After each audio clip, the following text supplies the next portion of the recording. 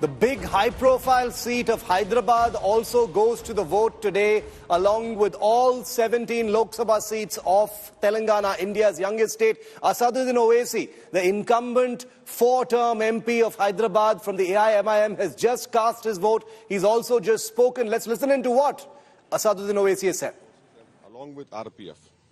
So this people must understand it has not come out. It will come out very soon. क्या है किन मुद्दों पर लोगों को निकलकर वोट करना चाहिए?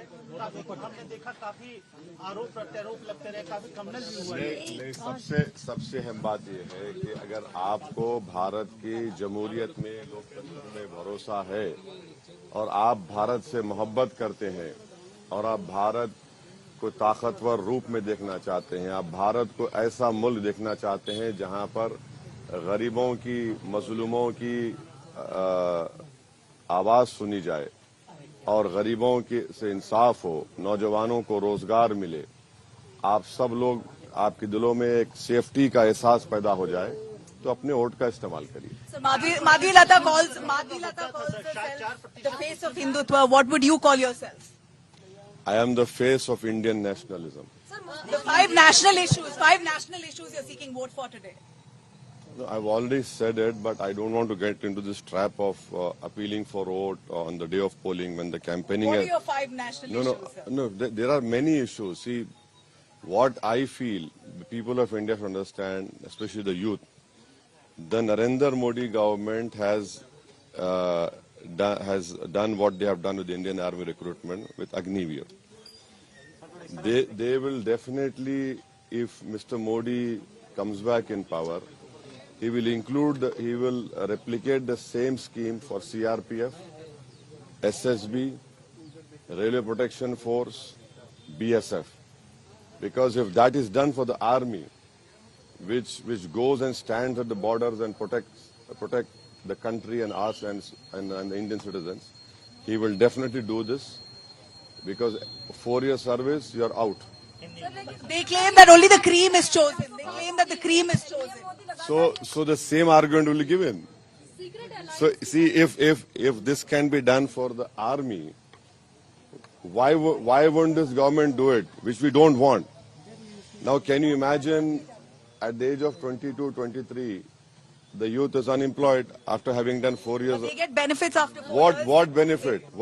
There is no benefit. There is no pension, no medical, no education. Nothing is there. So this is what I'm appealing to the youth of India. Please understand this.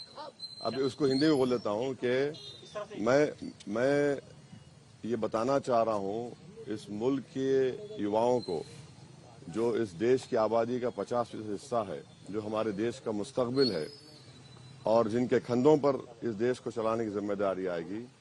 Modi सरकार ने जब अग्निवीर की स्कीम आर्मी में ला ली और 4 साल के बाद आपको निकल जाना पड़ता है, तो वैसा ही ये करेंगे सीआरपीएफ में, बीएसएफ में, आरपीएफ में, एसएसबी में। तो ये आपको समझने की जरूरत है और वही आर्गुमेंट देंगे। आपके हाथ में 20 लाख आ जाएंगे, आप वो कर लीजिए। तो ये बहुत बड़ा मुद्दा है। रेलवेज में भी करेंगे, नहीं करेंगे, और आरपीएफ में तो करेंगे। So what's your take on the India Bloc Alliance? I am not part of it, so I cannot comment on it. 75 साल प्रधानमंत्री का 75 साल की रिटायरमेंट के बाद 75 साल की उम्र में प्रधानमंत्री नरेंद्र मोदी को रिटायर किया जाएगा, उनकी जगह पर अमित शाह प्रधानमंत्री बनेंगे, आम आदमी पार्टी का आरोप है। इसके ऊपर आप कुछ रिएक्ट करना चाहिए?